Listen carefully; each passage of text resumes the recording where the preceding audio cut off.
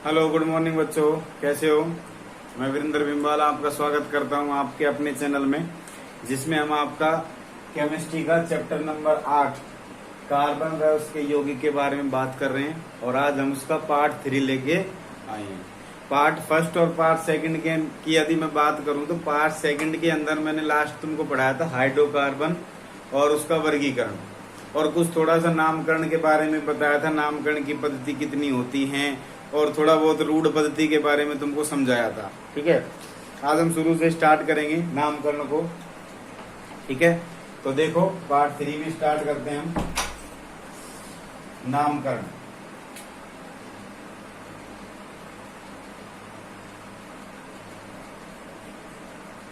सबसे पहले यौगिकों का नामकरण जो है वो 3 प्रकार से किया जाता है। ठीक है, सबसे पहले पद्धति आती है रूढ़ पद्धति, जिसको ट्राइबल सिस्टम बोला जाता है। सेकंड नंबर पे जो पद्धति आती है उसको बोलते हैं व्युत्पन्न पद्धति,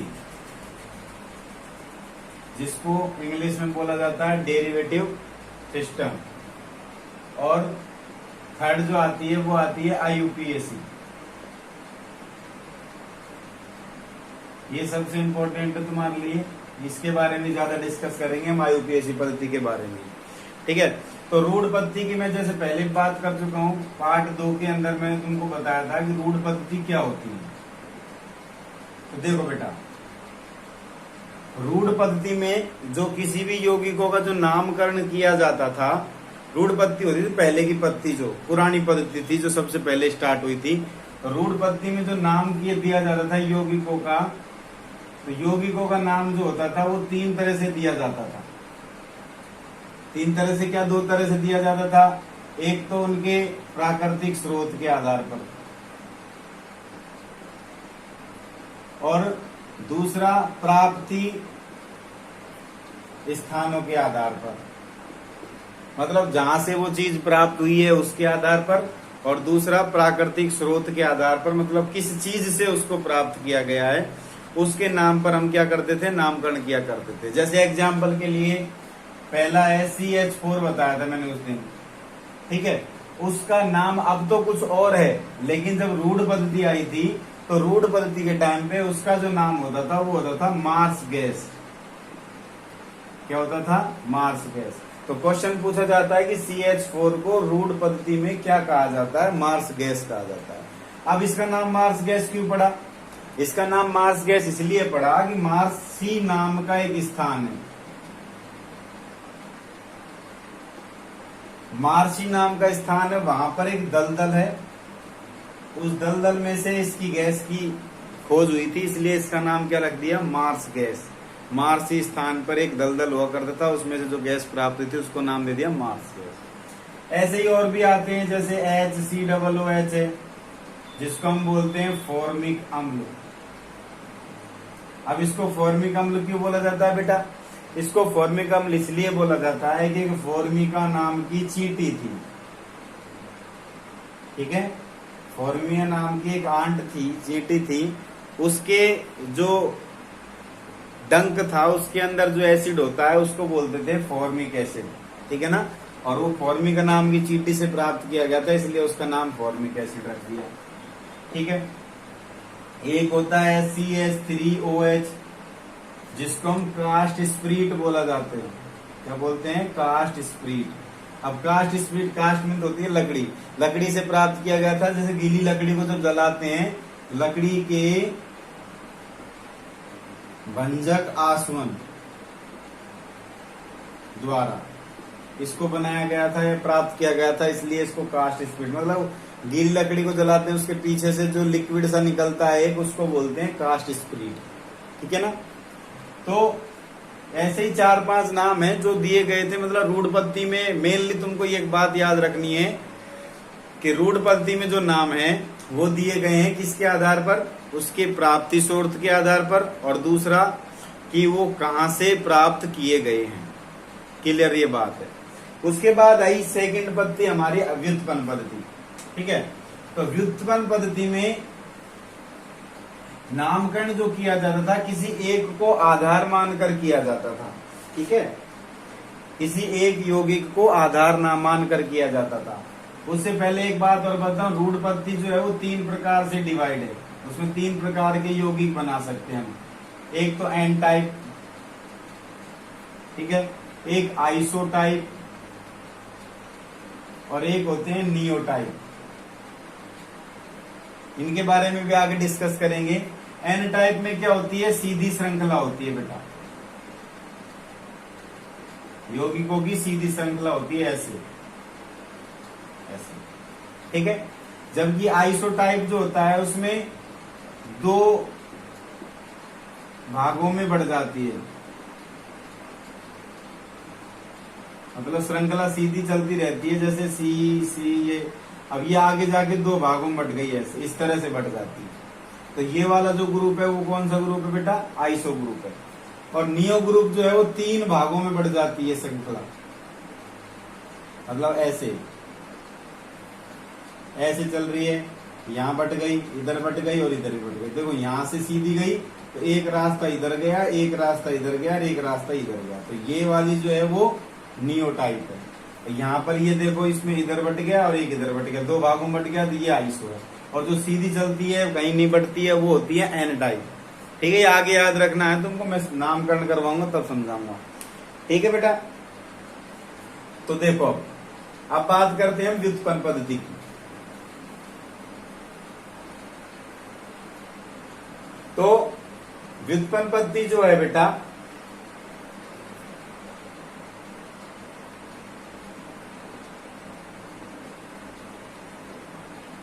उसमें यौगिकों का जो नामकरण किया जाता है वो किसी एक यौगिक को व्युत्पन्न मानकर किया जाता है, मतलब उसके आधार पर किया जाता है।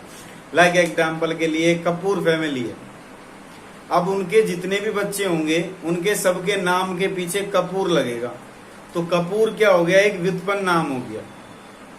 खान है, खान लगेगा, उसके जितने भी आगे पीछे जो भी होंगे उनके नाम लिखे जाएंगे अलग अलग, लेकिन उसका जो मेन डेरिवेटिव है, जो मेन उनका व्युत्पन्न नाम है वो क्या है, खान।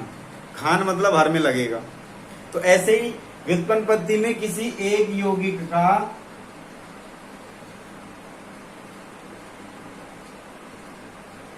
व्युत्पन्न मानकर नामकरण किया जाता है।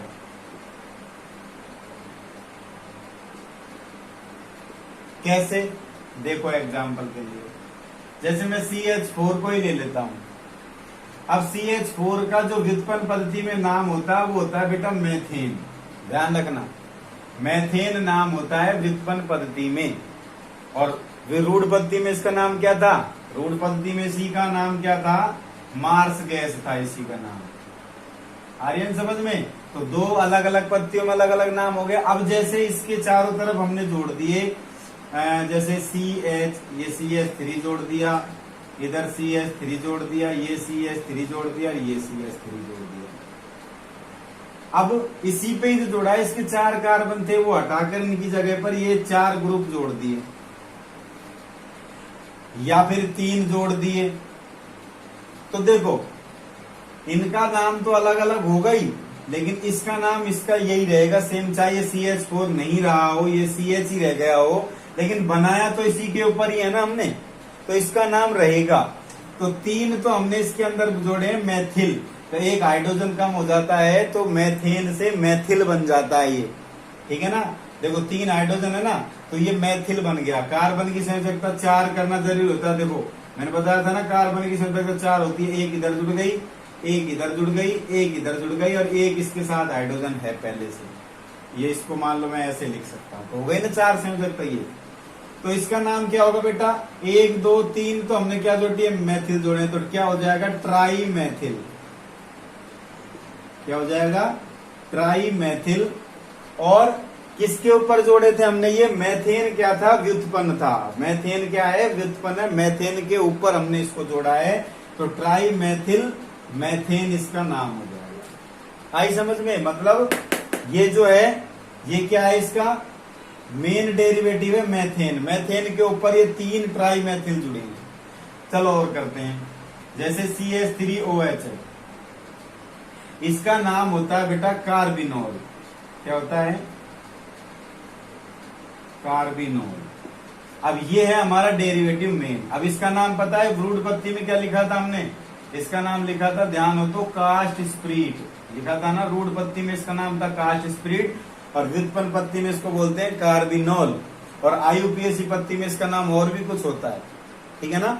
तो सारी पत्तियों में नामकरण अलग अलग होते हैं। अब देखो इसको व्युत्पन्न मानकर इसके चारों तरफ कुछ भी जोड़ दो। अब जैसे CH3OH था, अब इधर इसको हटा के CH2 कर दो, इधर CH3 कर दो। अब देख ये तो है हमारा कार्बिनोल, सीधी सी बात है। अब इसके आगे क्या जुड़ा है, ये CH3 को मैंने क्या लिखा था यहाँ पर, मैथिल जो लिखा था ना, तो किसका नाम क्या हो जाएगा, मैथिल कार्बिनोल। तो ये तो नाम सेम रहेगा, जो व्युत्पन्न नाम है वो तो सेम रहता है, लेकिन उसके साथ जो भी कुछ जुड़ते हैं उनका नाम होता है, जो ये है उसका नाम सेम यही रहता है, ठीक है। जैसे और जोड़ दो, ये CH2 कर दिया, एक और जोड़ दिया कार्बन, तो ये कार्बिनोल है, लेकिन इसका नाम अलग हो जाएगा, इसका नाम हो जाएगा एथिल कार्बिनोल। क्या हो जाएगा, एथिल कार्बिनोल, ठीक है। तो ऐसे नामकरण किए जाते थे व्युत्पन्न पद्धति। मतलब व्युत्पन्न पद्धति में क्या होता था, किसी एक नाम को व्युत्पन्न मान लेते थे, और उसके बाद में उसके चारों तरफ चाहे कुछ भी जुड़ रहा हो उसका नाम कर दिया जाता था, ठीक है, और उसका नाम सेम वही रहता था जो पहले हुआ करता था, ठीक है ना। तो ये व्युत्पन्न पद्धति, व्युत्पन्न पद्धति में किसी एक यौगिक को व्युत्पन्न मानकर उसका नामकरण किया जाता है। जैसे CH4 को माना यहाँ पर, यहाँ ट्राईमेथिल मेथेन कर दिया, यहाँ पर कार्बिनोल माना CH3OH, यहाँ पर कास्ट स्प्रीट वाला कर दिया। समझ में आई बात। तो हमारा पार्ट 3 बस इतना ही है, मेरा यही मकसद है। पार्ट 4 के अंदर शुरू से पढ़ाएंगे IUPAC नाम, वो तुम्हारे लिए ज्यादा इंपॉर्टेंट है। आज के लिए इतना ही पढ़ाऊंगा बस, कि व्युत्पन्न पद्धति क्या होती है और IUPAC पद्धति क्या होती है। एक और देख लो, एक और एग्जाम्पल देख लो। जैसे एग्जाम्पल के लिए देखो, मैंने लिखा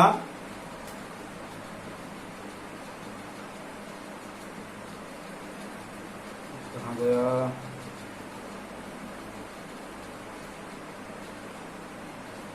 यही लिख दिया, जैसे CH3